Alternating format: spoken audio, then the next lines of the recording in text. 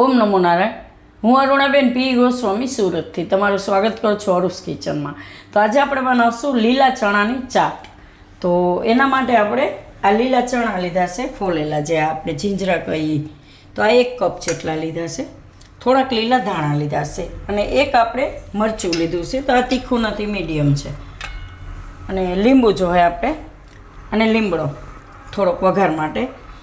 અને મસાલામાં આપણે ચાટ મસાલો લીધો છે થોડોક, અડધી ચમચી કરતાં ઓછો એટલો એમ. અને આ આપણે લીધી છે દળેલી ખાંડ. તો દળેલી ખાંડ આપણે 1 મોટી ચમચી લીધી છે. થોડીક આપણે સંચર લીધું છે. અને તલ આપણે સફેદ અડધી ચમચી જેટલા, અને થોડુંક આપણે મરી પાવડર તીખાની ભૂકી, અને થોડુંક તેલ જોઈએ આપણે.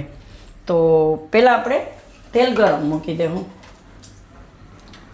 તો ગેસ ચાલુ કરશું અને આમાં આપણે થોડુંક તેલ નાખીશું. બહુ વધારે તેલ નથી નાખવાનું, ખાલી 1 થી 2 ચમચી જેટલું આપણે એમ.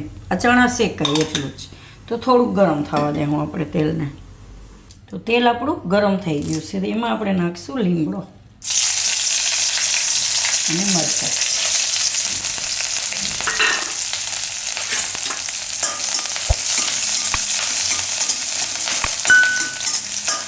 અને તલ.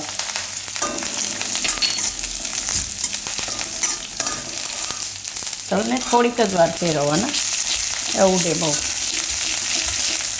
અને ચણા નાખી દેવું. ચણાને આપણે તેલમાં શેકી લેવું થોડીક વાર. થોડુંક ગેસ વધારે થોડીક વાર શેકી લેવું. અને તો આને આપણે 1 મિનિટ જેવું માંડ થાય. 1 થી 1.5 મિનિટમાં તો એકદમ સરસ પાકી જાય. લીલા ચણા છે એટલે વાર નહીં લાગે, અસલ એકદમ શેકાઈ જાય આ રીતના. હવે આમાં આપણે મસાલો નાખી દઈએ બધે. તો થોડું ખંચર નાખીશું આપણે. હંચરને ચાટ મસાલો નાખીએ એટલે આપણે મીઠું નાખવાની જરૂર નહીં પડે, કેમ કે આ ચાટ મસાલો એ ખારો જ હોય છે. તો ટેસ્ટના હિસાબે તમે નાખી શકો બધી. ગેસ બંધ કરી દેવું. એકદમ ટેસ્ટમાં સરસ લાગે છે. નાને આ વખતે મેં ગઈ હતી ને ત્યારે મારા કાકીના બેન છે રેખા માસી, એને મને કીધું કે બેન આ રીતે બનાવશે ને બહુ સરસ ટેસ્ટ આવે ચણાનો એમ. તો ક્યારેક એવું લાગે કે ભૂખ લાગી હોય ને ચણા ફોલેલા પડ્યા હોય તો રોંઢે તમે બનાવી શકો આ રીતે એમ, નાસ્તામાં હલકો નાસ્તો એમ. તો તીખાની ભૂકી થોડીક. આ બધું તમે તમારા ટેસ્ટના હિસાબે નાખી શકો.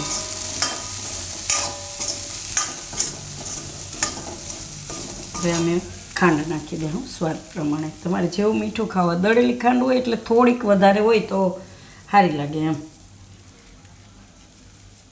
એને મિક્સ કરી નાખીશું. ખાટું મીઠું સરસ લાગે એમ.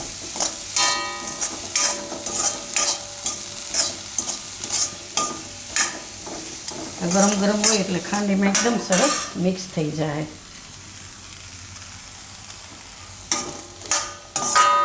આખી ખાંડ નાખો તો થોડીક ઓછી નાખવાની, દળેલી વધારે નાખવાની. તો આમાં આપણે હવે લીંબુ નાખી દઈએ. તો અડધું લીંબુ આપણે નાખીશું. રસ વધારે હોય લીંબુમાં, અડધું લીંબામાં ઘણું થઈ જાય, અને અમુક લીંબુમાં ઓછું હોય. તો એ પ્રમાણે તમારે ટેસ્ટ પ્રમાણે નાખવાનું લીંબુ એમ.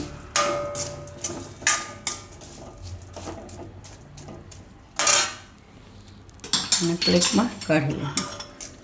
લીલા ધાણા નાખી દેવું.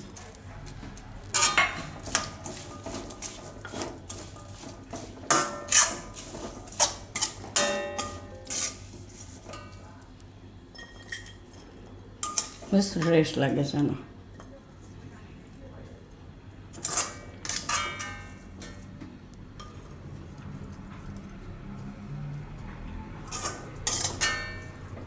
તો આપણે પ્લેટમાં કાઢી લેવું. સાઈડમાં લીંબુ રાખી દેવાનું. કોઈને વધારે લીંબુ નાખવું હોય તો એ રીતે નાખી શકે એમ.